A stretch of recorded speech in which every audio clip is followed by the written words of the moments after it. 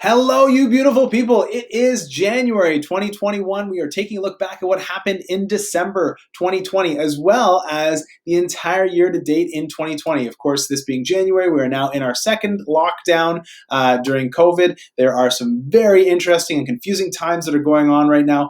However, it really has not slowed down the real estate market in Ottawa at all. So let's jump right in because there's lots to talk about. If we look at the number of sales in the month of December, we can see the number of sales is up just over 1,000, which is a 32% increase, and the average price has gone up by 19.7%. The main reason for this, the inventory levels. The inventory is almost half of what it was last year, and a significant drop even from November 2020. There's still a lot of people who want to buy a house or a condo, and there aren't a lot of houses and condos to buy. So we're sitting at less than 1 month worth of inventory.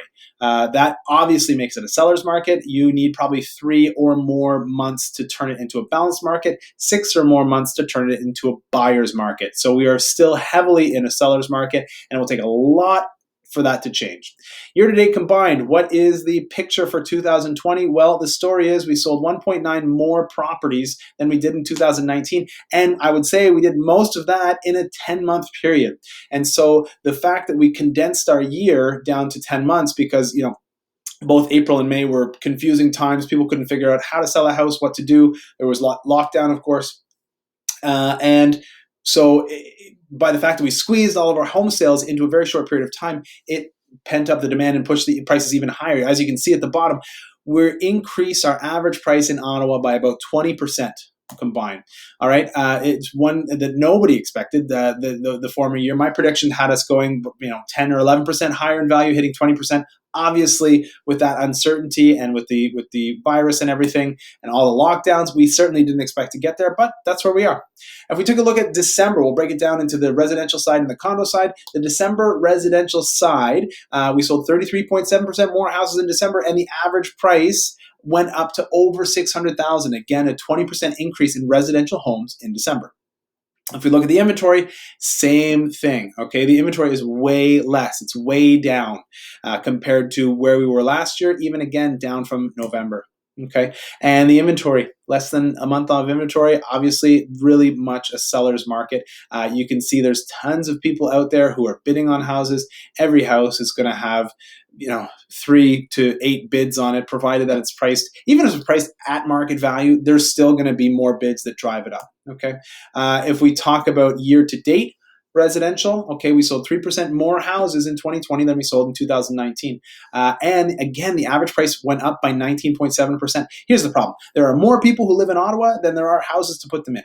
And there's more people moving to Ottawa than there are houses that are going to be coming onto the market. So we're going to have this same problem with a lack of inventory for a number of years moving forward. So I don't expect that this is going to change anytime soon. Okay, residential sales were the main driver of our market to new heights this year. This new benchmark, we're not going to come back down from that benchmark. Okay, this is what it is. There's not going to be a huge reduction in prices. It just doesn't make sense. There's no way for it to happen. There's no houses for people to live in, and people still want to move and live in new houses. This works really well if you're selling, not so much if you're buying. There are some strategies that we have to help buyers win the houses that aren't always about paying more money. As a matter of fact, just yesterday, we helped a buyer who was willing to pay up to a certain number, and we helped them save $25,000 less than they wanted to go for the top of their budget. So the way we do that is have conversations. And so we can get into that later.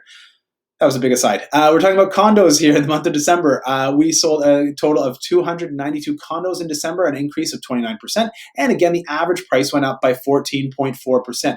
But the big thing to pay attention to here in the condo market is the inventory is much lower. Much higher. We've got more inventory than we did at this point last year. Okay, so there is a bit of a shift. We've been talking about it for the last 6 months or so, starting to happen with the condo world, where there is more inventory than the same period last year. But you can see a drastic change, and this is why I'm doing the change between November and December 2020, a drastic drop. But when you compare it to last year's numbers, which were very low, the inventory does seem like it's going up. It is still a seller's market, absolutely a seller's market, until we get to 3 months worth of inventory to get to a balanced market. Sellers are still in control when it comes to condos. Okay, and year to date, when we look at this, we still see an increase in average sale price going up from 304 to 361.